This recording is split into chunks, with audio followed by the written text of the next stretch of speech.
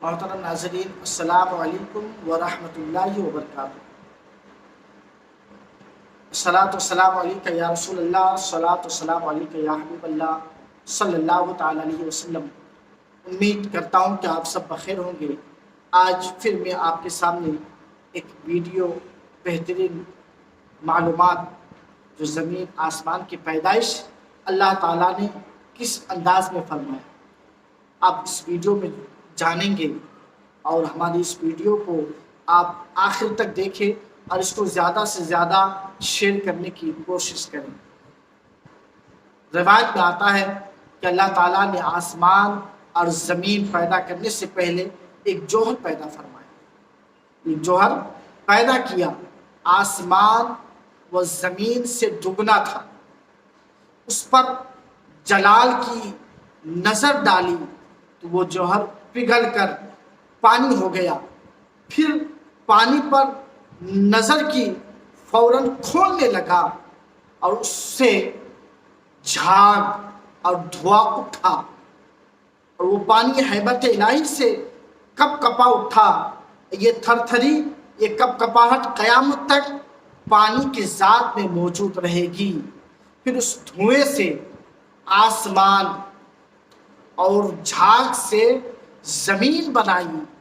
اس کے بعد اللہ تعالیٰ نے عرش کے نیچے سے ایک فرشتہ بھیجا، جس نے ساتوں زمین کے نیچے جا کر زمین کو اپنے کاندھے پر رکھ لیا۔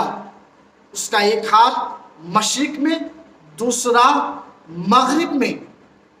اس نے دونوں ہاتھ پھیلا کر زمین کو اپنے قبضے میں کر رکھا ہے، لیکن اس فرشتے کو قدم رکھنے کی جگہ نہ تھی۔ اللہ تعالیٰ نے فردوس سے ایک بیل بھیجا، جس کے 70,000 سینگ ہیں اور 40,000 پاؤں ہیں۔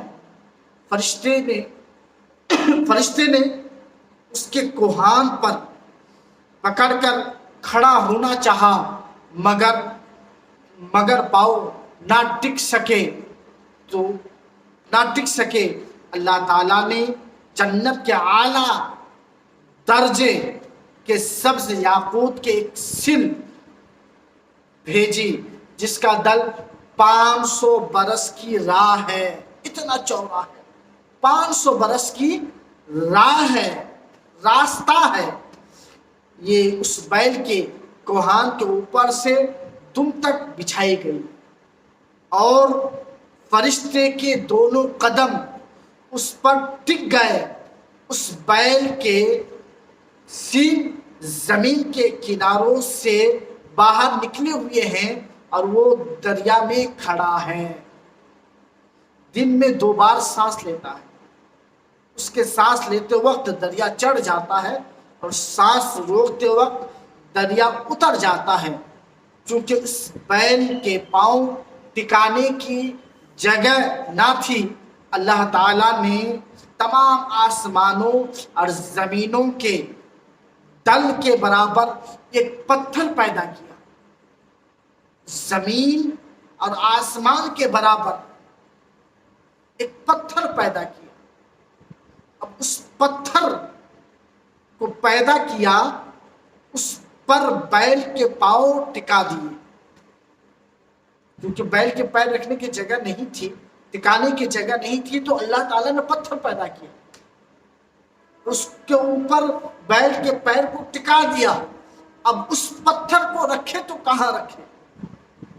چونکہ اس پتھر کے رکھنے کی جگہ نہ تھی، تو اس لیے ایک بڑی مچھلی پیدا کی، جس کا نام نون اور کنیت بلہوت اور لقب یمہوت ہے۔ وہ پتھر اس مچھلی کی صرف پیٹھ پر رکھا ہوا ہے، باقی جسم خالی ہے۔ یہ وہ مچھلی دریا پر، وہ پتھر مچھلی کے پیٹھ پر، اور مچھلی دریا پر، اور دریا ہوا کی پیٹھ پر، اور ہوا اللہ تعالیٰ کی قدرت اور اس کے حکم سے ٹھہری ہوئی ہے۔ کعب احبار کہتے ہیں کہ شیطان نے ایک بار مچھلی کو بہکانے کو یہ کہا اس بوجھ کو اپنی پیٹھ پر سے پھینک دے۔ مچھلی نے ابھی ارادہ ہی کیا تھا کہ اللہ تعالیٰ نے ایک جانور پیدا کیا، فوراً اس کے نتھنے میں گھس کر دماغ میں جا اترا۔ مچھلی نے نہایت تکلیف محسوس کی اور اللہ تعالیٰ کی بارگاہ میں فریاد کی، چنانچہ وہ جانور دماغ سے نکل آیا۔ کعب کا قول ہے کہ مچھلی اس کی طرف اور وہ مچھلی کی طرف تب سے ایک دوسرے کی طرف ٹک ٹکی باندھے دیکھتا رہتا ہے۔ ادھر مچھلی نے برا ارادہ کیا، ادھر وہ نتھنے میں داخل ہونے کے لیے آگے بڑھا۔ یہ وہی مچھلی ہے جس کی اللہ تعالیٰ نے نون والقلم میں قسم یاد فرمائی ہے۔ تو حضرات محترم، تو اس سے ہمیں اور آپ کو یہ پتہ چلا کہ یہ زمین کو اللہ تعالیٰ نے فرشتے کے ذریعے قبضہ کر رکھا ہے۔ فرشتے نے اس زمین کو اپنے دونوں ہاتھوں پر لیے ہوئے ہیں، لیکن اس فرشتے کی قدم رکھنے کے لیے کوئی جگہ نہ تھی، تو اللہ تعالیٰ نے جنت سے ایک بیل بھیجا۔ اب اس بیل کے کوہان پر فرشتے کی ٹکنے کی جگہ نہ تھی، تو اللہ تعالیٰ نے ایک جنت سے ایک سبز یاقوت کا سل بھیجا اور اس کوہان کو اوپر رکھا۔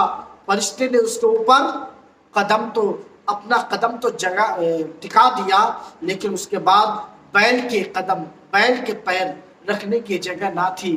پھر اللہ تعالیٰ نے اس بیل کے پیر کو ٹکانے کے لیے زمین اور آسمان سے بھی دگنا ایک پتھر پیدا فرمایا۔ اس پتھر کے اوپر اس بیل کے پیر ٹکا دیے، لیکن اب یہ پتھر رکھے تو رکھے کہاں؟ تو پھر اللہ تعالیٰ نے ایک مچھلی پیدا فرمایا، اور وہ سب سے بڑی مچھلی تھی۔ اس مچھلی کے اوپر اس پتھر کو رکھ دیا، اور یہ پتھر مچھلی کی پیٹھ تک ہی رہا، اور یہ مچھلی پانی پر ٹکا ہوا ہے، اور پانی ہوا پر، اور ہوا اللہ تعالیٰ کی قدرت اور اس کے حکم پر ٹھہری ہوئی ہے۔ تو حضرات محترم، ہم اور آپ نے جانا کہ زمین کو اللہ تعالیٰ نے اس دھوئے سے بنایا ہے، اور آسمان کو اللہ تعالیٰ نے دھوئے سے پیدا فرمایا ہے، اور زمین کو اس جوہر کے جھاگ سے پیدا فرمایا ہے۔ تو حضرات، اللہ تعالیٰ نے گویا اس مچھلی کے اوپر یہ پوری زمین ٹکی ہوئی ہے۔ اللہ کے حکم سے مچھلی پانی پر، پانی ہوا پر، اور ہوا خدا تعالیٰ کے حکم اور اس کی قدرت پر ٹکی ہوئی ہے۔ تو آپ اور ہم جب اس بات کو جان لیے کہ زمین کس طریقے سے پیدا ہوا اور آسمان کس طریقے سے اللہ تعالیٰ نے پیدا فرمایا، تو آپ جو ہے اس پر عمل کریں۔